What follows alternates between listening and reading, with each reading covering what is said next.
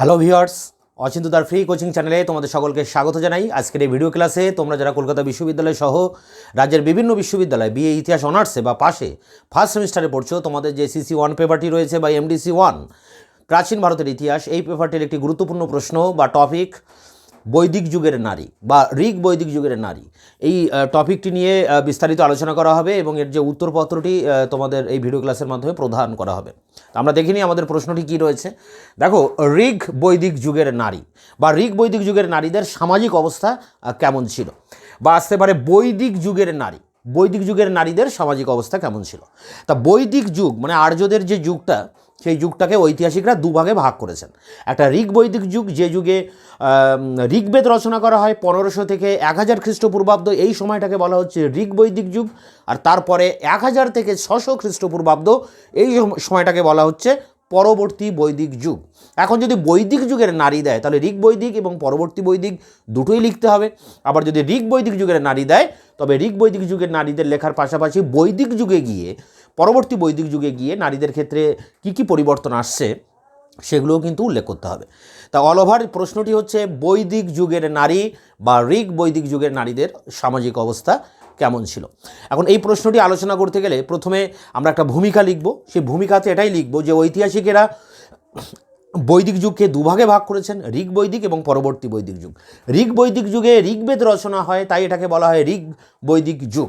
এবং ঋগ্বেদ থেকে নারী আর্যদের সামাজিক জীবন জানা যায়। আর্যদের সমাজ আবর্তিত হয়েছিল, তার প্রতিফলন পাওয়া যায় ঋগ্বেদে, এবং সেই সমাজ জীবনের ভিতরেই কিন্তু নারীদের ইতিহাসটি আমরা জানতে পারি। তো এই বিষয়টি নিয়ে আমাদের আলোচনা করতে হবে ভূমিকার পর্ষণে। এরপরে দেখো রয়েছে মর্যাদা। দেখো, ঋগ বৈদিক যুগে নারীরা যথেষ্ট মর্যাদার অধিকারী ছিলেন। অ্যাকচুয়ালি সমাজে পুত্র সন্তান কামনা করা হতো, মানে সবাই পুত্র সন্তান কামনা করতেন, কারণ পিতার সম্পত্তিতে অধিকার পুত্র সন্তানেরই ছিল, এবং পিতার মৃত্যুর পর তার যে শ্রাদ্ধ বা অন্ত্যেষ্টিক্রিয়া সম্পন্ন করার জন্য পুত্রের কিন্তু গুরুত্ব ছিল। তবে কন্যা সন্তানকে অবহেলা করা হতো না। কন্যারা কখনোই পর্দার আড়ালে ছিল না, তারা যথেষ্ট সম্মানের অধিকারী ছিল। তারা পুরুষের সাথে বিভিন্ন সামাজিক অনুষ্ঠানে তারা যোগ দিতে পারতেন, ধর্ম অনুষ্ঠানে যোগ দিতে পারতেন, এবং যে সভা নামে যে রাজনৈতিক যে সমিতি ছিল, সভা সমিতি, সেই সভাতে কিন্তু এই নারীরা অংশগ্রহণ করতে পারতেন এবং নিজেদের মতামত প্রকাশ করতে পারতেন। এই যুগে যোদ্ধা নারীরও কিন্তু আমরা উল্লেখ পাই, যাকে আমরা নারী সেনা বলবো। সেই নারীরা কিন্তু যুদ্ধক্ষেত্রে গিয়ে তারা পারদর্শিতা দেখিয়েছেন, যেমন মুদগলানি বা বিষপলা, এরকম প্রমুখ নারীর কথা কিন্তু এই যুগে পাওয়া যায়, এই ঋগ বৈদিক যুগে। তো এই বিষয়টি নিয়ে আলোচনা করতে হবে মর্যাদার পর্ষণে। এরপরে দেখো রয়েছে বিদ্যা চর্চা। তা ঋগ বৈদিক যুগে নারীরা সম্মানের সাথে বিদ্যা চর্চা করতে পারতেন। নারীরা অনেক দিন পর্যন্ত তারা বিদ্যা চর্চা করতে পারতেন, এবং এক্ষেত্রে বিবাহের যে নারী অনেক নারী আছে যে সারা জীবনই বিদ্যা চর্চা করতে পারতেন। তারা বিবাহ না করে পিতৃগৃহে তারা থাকতে পারতেন, এবং এই যে বিবাহ না করে পিতৃগৃহে তারা থাকতে পারছেন, এর জন্য সমাজে কোনো নিন্দা করা হতো না। এটা নিন্দনীয় বিষয় ছিল না। একে বলা হয় ব্রহ্মবাদিনী। যে নারী সারা জীবন এরকম বিদ্যা চর্চা করে কাটিয়ে দিতেন, তাকে বলা হয় ব্রহ্মবাদিনী বা নারী ঋষি বলা হয় যাদেরকে। এছাড়া যারা বিবাহ করতেন, বিদ্যা চর্চা করতে করতে একটা সময় গিয়ে তাদের বিবাহ হতো, তাদের বলা হয় সদ্যোদাহা। এখন এই ঋগ বৈদিক যুগের নারী বিদ্যা চর্চায় অনেক পারদর্শিতা দেখিয়েছেন। হ্যাঁ, যেমন গার্গী, মৈত্রী, ঘোষা, অপলা, লোপামুদ্রা, বিভিন্ন নারীর কথা আমরা জানতে পারি, যাদেরকে আমরা বলি বিদুষী নারী, বিদ্যান নারী, যারা বিদ্যা অর্জন করেছিলেন। অনেক নারী আবার ঋগ্বেদের যে সূক্ত, যে মন্ত্র, সেগুলো কিন্তু তারা রচনা করেছিলেন। হ্যাঁ, রচনা করে তারা বিখ্যাত হয়েছিলেন। তা এরকম বিদ্যা চর্চার ক্ষেত্রে নারীদের অবাধ একটা বিচরণ ছিল। নারীরা পুরুষের মতো উপবীত ধারণ করতেন এই ঋগ বৈদিক যুগে। তো এই বিষয়গুলো নিয়ে আলোচনা করতে হবে আমাদের বিদ্যা চর্চার এই জায়গায়। এরপরে দেখো ধর্মচর্চা। তা আগেই বলেছি, নারীরা স্বাধীনভাবে পুরুষের সাথে বিভিন্ন ধর্ম অনুষ্ঠানে তারা অংশগ্রহণ করতে পারতেন, এবং ধর্মচর্চায় তারা আলোচনায় তারা অংশও নিতে পারতেন। এবং এক্ষেত্রে জুহু, তারপরে জাহ্নবী, এরকম বিভিন্ন নারীর কিন্তু নাম পাওয়া যায়, যারা এই ধর্মালোচনায় বা এই তর্কযুদ্ধে তারা কিন্তু পারদর্শিতা দেখিয়েছেন। ধর্ম আলোচনায় তাদের উৎকর্ষতা তারা প্রমাণ করিয়েছেন। তাই এই বিষয়গুলো নিয়ে এই ধর্মচর্চার পর্ষণে আমাদের আলোচনা করতে হবে। এরপরে যে পার্টটি রয়েছে সেটা দেখো বিবাহ রীতি। তা বিবাহ রীতি ক্ষেত্রে একটা জিনিস বলা যে ঋগ বৈদিক যুগে নারীরা কিন্তু অবাধ স্বাধীনতা ভোগ করতেন এই বিবাহের ক্ষেত্রে। বিবাহ না করেও তারা পুরুষ পিতৃগৃহে তারা সারা জীবন থাকতে পারতেন এবং সেখান থেকে তারা বিদ্যা চর্চা করতে পারতেন। এবং বিবাহের ক্ষেত্রে তাদের নিজস্ব যে মতামত তার কিন্তু একটা গুরুত্ব দেওয়া হতো। যদিও পিতামাতার পছন্দ অনুযায়ী বিবাহ হতো, কিন্তু নারীদেরও নিজস্ব কিন্তু মতামত এক্ষেত্রে এখানে ছিল। এছাড়া স্বয়ম্বর প্রথা, যেটা রাজ দরবারে বিভিন্ন উচ্চ বংশের মধ্যে এটা প্রচলিত ছিল, সেই স্বয়ম্বর প্রথার মাধ্যমে কিন্তু নারীরা বিবাহ করতে পারতেন এবং নারীদের নিজস্ব মতামতের এক্ষেত্রে কিন্তু গুরুত্ব দেওয়া হতো। অনেক সময় নিয়োগ প্রথাও লক্ষ্য করা যায় এই ঋগ বৈদিক যুগে। অনেক সময় পুত্র সন্তান না হওয়ার আগেই হয়তো স্বামীর মৃত্যু হলো, তখন তার এই বিরাট সম্পত্তি দেখাশোনা করার জন্য ওই নারীকে তার পরিবারের, মানে তার স্বামীর পরিবারের অন্য কোনো পুরুষ সদস্যের কাছে নিয়োগ করা হতো সন্তান উৎপাদনের জন্য। এটাকে নিয়োগ প্রথা বলা হয়, যদিও এটা পরবর্তীকালে নিন্দার বিষয় হয়ে দাঁড়িয়েছিল। তাই এই নিয়োগ প্রথাও কিন্তু এই পাশাপাশি আমাদের দেখতে হবে বা আলোচনা করতে হবে। এছাড়া সমাজে যে অনুলোম এবং প্রতিলোম বিবাহ, উচ্চবর্ণের নারীর সাথে নিম্নবর্ণের পুরুষের বিবাহ অনুলোম বিবাহ, বা নিম্নবর্ণের নারীর সাথে উচ্চবর্ণের পুরুষের বিবাহ প্রতিলোম বিবাহ, এগুলো কিন্তু সমাজে সেই সময় কিন্তু প্রচলিত ছিল। তা ঋগ বৈদিক যুগের এই বিবাহ রীতি, যেখানে নারীদের অবাধ স্বাধীনতা ছিল, নারীরা পতি নির্বাচন করতে পারতেন স্বেচ্ছায়, পিতামাতার পছন্দকেও গুরুত্ব দেওয়া হতো, আবার নারীরও কিন্তু নিজস্ব মতামতকে গুরুত্ব দেওয়া হতো। তাই এই বিবাহ রীতির পর্ষণে এই জায়গাগুলো নিয়ে আলোচনা করতে হবে। এরপরে দেখো রয়েছে জীবন চর্চা। তা নারীরা ঋগ বৈদিক যুগের নারীরা বিভিন্ন ধরনের আমোদ প্রমোদ করতেন, বিভিন্ন বিনোদনমূলক অনুষ্ঠানে তারা যোগদান করতেন, তারা বিভিন্ন নকশায় চুলের খোপা বাঁধতেন, কোমরবন্ধ বা নিবি ব্যবহার করতেন, সোনার উপর অলংকার পরতেন, পুরুষের সাথে তারা বিভিন্ন অনুষ্ঠানে অংশগ্রহণ করতেন। তো এই বিষয়গুলো নিয়েও কিন্তু আলোচনা করতে হবে তাদের এই জীবন চর্চার পশ্চাতে। এরপর দেখো পশ্চাৎগামিতা। ঋগ বৈদিক যুগের এই এত কিছু নারীর যে অবাধ স্বাধীনতার কথা বলছি, এর পাশাপাশি কিন্তু কিছু নেগেটিভ দিকও কিন্তু তাদের মধ্যে দেখা গিয়েছে। যেমন সমাজে সতীদাহ প্রথা নেই সত্যি, কিন্তু বাল্যবিবাহ রয়েছে, বহু বিবাহের একটা প্রকোপ রয়েছে, হ্যাঁ, পণ প্রথার প্রকোপ রয়েছে, এবং গণিকা বৃত্তি বা বেশ্যাবৃত্তিরও কিন্তু একটা প্রকোপ এই ঋগ বৈদিক যুগে দেখা যায়। এরপরে দেখো রয়েছে যে পরবর্তী বৈদিক যুগ। এই যে আলোচনাটা আমরা করলাম যে নারীর ভূমিকা, মর্যাদা, বিদ্যাচর্চা, ধর্মচর্চা, তার বিবাহ রীতি এবং জীবন চর্চা, এগুলো নিয়ে দেখলাম যে নারীর একটা পজিশন কিন্তু সেই সময় যথেষ্ট ভালো ছিল, নারী সম্মানের অধিকারী ছিল, নারীর বিদ্যাচর্চার ক্ষেত্রে পারদর্শিতা দেখিয়েছেন, অনেক জায়গা রয়েছে, ভালো ভালো জায়গা। কিন্তু এর পরে যে পরবর্তী বৈদিক যুগ, বৈদিক যুগের যে শেষ পার্ট, পরবর্তী বৈদিক যুগ, যেটি 1000 থেকে 600 খ্রিস্টপূর্বাব্দ, এই সময় কিন্তু নারীর এই যে সামাজিক মর্যাদা, এর অবনমন ঘটে, তার অবনতি ঘটে, নারীর মর্যাদা হ্রাস পায়, নারী পুরুষের ভোগ্য বস্তুতে পরিণত হয় এক কথায়, এবং নারীর যে বিদ্যাচর্চার অধিকার, সেই অধিকার থেকে সে বঞ্চিত হয়, নারীর সম্পত্তির অধিকার থেকে বঞ্চিত হয়। সমাজে এই পণ প্রথা, বহুবিবাহ, বাল্যবিবাহ, গণিকাবৃত্তি, এগুলোর প্রকোপ বৃদ্ধি পায়।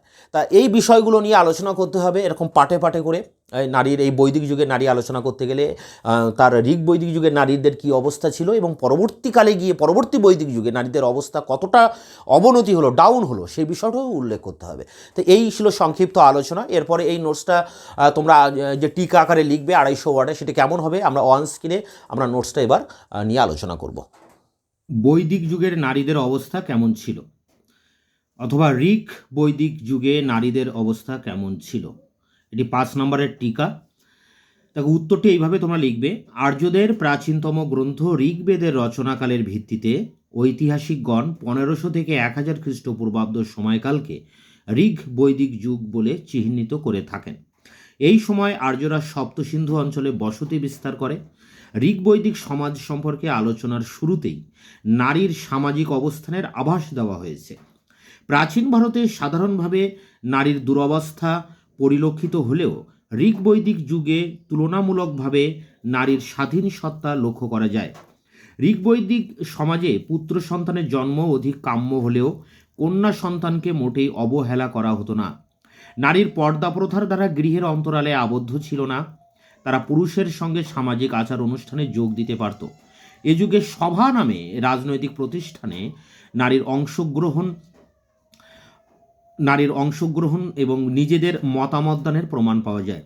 মুদগলানি, বিষকলা, বদ্রী অসি, শশী অসি প্রমুখ নারী সেনার উল্লেখ থেকে মনে হয় নারীর বহির্জগতের স্বীকৃত বিষয় ছিল।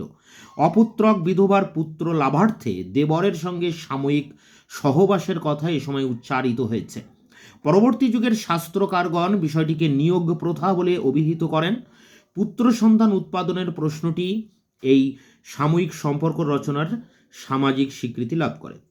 তো এই প্যারাতে একটা অল ওভার ভূমিকা দেওয়া হয়েছে, যেখানে নারীদের কি অবস্থায় ছিলেন ঋগ্বৈদিক যুগে তার একটা আভাস এই প্যারাতে কিন্তু দেওয়া হয়েছে। পরের প্যারাতে দেখো, ঋগ্বৈদিক যুগে নারী যথেষ্ট সম্মানের সঙ্গে বিদ্যা চর্চা করতেন। অপালা, ঘোষা, লোপামুদ্রা, বিশ্ববারা, শাশ্বতী, সূর্যা প্রমুখ নারী খুবই উচ্চশিক্ষিতা ও উপবীতধারী ছিলেন। ডক্টর রণবীর চক্রবর্তী তার প্রাচীন ভারতের ইতিহাসের আদি পর্ব গ্রন্থে মন্তব্য করেন যে শেষোক্তজন, মানে এখানে সূর্যা, শেষোক্তজন বিবাহ সূক্ত রচনার জন্য খ্যাত। উপবীতধারী হওয়ার সুবাদে তারা বেদ পাঠের অধিকারী ছিলেন। সূক্ত রচয়িতা হিসেবে তারা এমনকি ব্রহ্মবাদিনী বা ঋষিকা অর্থাৎ নারী ঋষি নামেও অভিহিত হতেন। ঋগ্বৈদিক যুগের নারীরা পুরুষের সহধর্মিণী হিসেবে পুরুষের সঙ্গে বিদ্যাচর্চায় যোগ দিতে পারতেন। এ সময় ধর্মাচর্চা ও সাধনায় অংশ নিয়ে লোমসা, পৌলমী, কামায়নী, জুহু প্রমুখ নারী যথেষ্ট খ্যাতি লাভ করেছিলেন। বিবাহের প্রশ্নে তাদের স্বাধীনতা ছিল অবাধ। ঋগ্বৈদিক যুগে যথাসময়ে নারীকে বিবাহ দেওয়া হতো। নারীর জন্য পাত্র নির্বাচনে পিতামাতার পছন্দ সর্বাধিক গুরুত্ব পেলেও অনেক সময় পাত্রী নিজেদের পছন্দের পাত্র নির্বাচন করার অধিকার পেত। স্বয়ংবর সভার মাধ্যমে পতি নির্বাচন করাও নারীরা বিবাহ সম্পন্ন হওয়ার প্রথা এই যুগে স্বীকৃত ছিল। সমাজে বিধবা বিবাহের প্রচলন ছিল। পিতৃগৃহে অবিবাহিতা থাকা কোনো সমালোচনার বিষয় ছিল না। এ ব্যাপারে জরৎ কুমারী ও বৃদ্ধা কুমারীর নাম দুটি উল্লেখ্য। এনারা আজীবন অবিবাহিতা থেকে পিতৃগৃহে এনারা বিদ্যা চর্চা করেছিলেন, এবং এর আগে যে বিবাহ পদ্ধতি কেমন ছিল, নারীর কেমন স্বাধীনতা ছিল, সেই বিষয়টি লেখা হয়েছে। এছাড়া ঘোষাও ছিলেন তেমনই এক নারী। ঋগ্বৈদিক যুগে নারীরা যথেষ্ট সচ্ছল ছিল। তারা নিবি বা কোমরবন্ধ, দামি সোনার উপর অলঙ্কার ব্যবহার করত। তারা বিভিন্ন প্রসাধন ব্যবহার করত এবং বিভিন্ন নকশায় চুলের খোপা বাঁধত। তারা নানা সাজে সজ্জিত হয়ে বিভিন্ন আনন্দ অনুষ্ঠানে যোগ দিত এবং নৃত্য গীতে অংশ নিত। এবার দেখো, এ পর্যন্ত লেখা হলো ঋগ্বৈদিক যুগে নারীদের সামাজিক অবস্থা কেমন ছিল। এর পরের প্যারায়, যেটা লাস্ট প্যারা, এবং এই প্যারাতে আমরা দেখব যে পরবর্তী বৈদিক যুগে নারীদের অবস্থা কেমন হচ্ছে। পরবর্তী বৈদিক যুগে মানে খ্রিস্টপূর্ব 1000 থেকে 600 অব্দের সবচেয়ে বড় লক্ষণীয় দিক হল বৈদিক নারী তার সমস্ত সামাজিক মর্যাদা থেকে বঞ্চিত হন। একথা সত্য। গার্গী, মৈত্রী এ যুগের নারী ছিলেন। তারা বেদজ্ঞ হন, মানে বেদ রচনা করেন, কিন্তু এ ছিল ব্যতিক্রম। আলোচ্য সময়ে উচ্চবর্ণের নারী উপবীত ধারণের পাশাপাশি বেদ পাঠেরও অধিকার হারান। নারী শিক্ষিতা হলে তার নারীত্বের বিচ্যুতি হয়, এ ধরনের মন্তব্য পরবর্তী বৈদিক সাহিত্যে বিরল নয়। মানে বৈদিক সাহিত্যে এগুলো উল্লেখ করা হয়েছে যে নারী যদি বিদ্যা চর্চা করে তাহলে সে তার নারীত্ব আর থাকবে না। বিবাহের প্রশ্নে নারীর স্বাধীনতা খর্ব করা হয়। বিবাহের বয়স হ্রাস করে নারীর মতামতের উপর অভিভাবকদের কর্তৃত্ব চাপিয়ে দেওয়া হয়। নারীকে পুরুষের অর্ধাঙ্গিনী বলে বলা সত্ত্বেও পরিবারের নারী অবহেলিত জীবে পরিণত হন। এ সময় নারী বাল্যে পিতার, যৌবনে স্বামীর এবং বার্ধক্যে ও বিধবাবস্থায় পুত্রের আশ্রিতা হয়ে ওঠেন। নারী বাল্যে পিতার অধীনে থাকছে, যৌবনে স্বামীর অধীনে, বার্ধক্যে থাকছে পুত্রের অধীনে। পরিবার তিনি সর্বার্থেই পুরুষ নির্ভর সদস্যে পরিণত হন। তাকে আদর্শ নারী হয়ে ওঠার জন্য স্বামীর আধিপত্য বিনা বাক্যে মেনে নিতে পরামর্শ দেওয়া হয়। ঋগ্বৈদিক যুগের নারী সভা সমিতিতে অংশগ্রহণ করতে পারতেন, কিন্তু পরবর্তী বৈদিক যুগে সংসার ধর্ম পালনই নারীর একমাত্র বৃত্তি হয়ে দাঁড়ায়।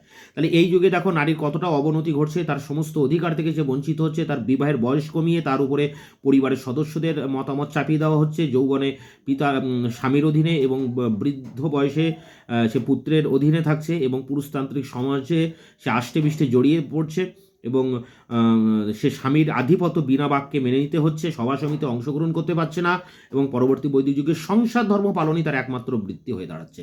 তার সমস্ত অধিকার কেড়ে নেওয়া হচ্ছে।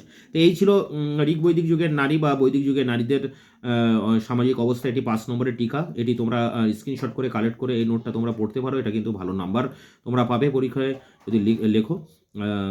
এরপরে তোমাদের যে বাকি যে প্রশ্নগুলো আছে টিকা আর অন্যান্য ইম্পর্টেন্ট প্রশ্নগুলো, সেগুলো আমি খুব দ্রুত প্রতিদিনই প্রায় একটি করে আমি এরকম টিকার ডিসকাস করবে এবং তার উত্তরপত্র তোমাদের জন্য প্রোভাইড করবো। তোমরা এগুলো কালেক্ট করে পরীক্ষার জন্য প্রস্তুতি নিতে পারো। তোমরা পারলে আমার চ্যানেলকে অবশ্যই সাবস্ক্রাইব করবে, বন্ধুদের কাছে শেয়ার করবে। দেখো তোমরা অনেকেই আমার ভিডিও দেখছো কিন্তু সাবস্ক্রাইব করছো না, এর জন্য আমি আমার উৎসাহ হারিয়ে ফেলছি।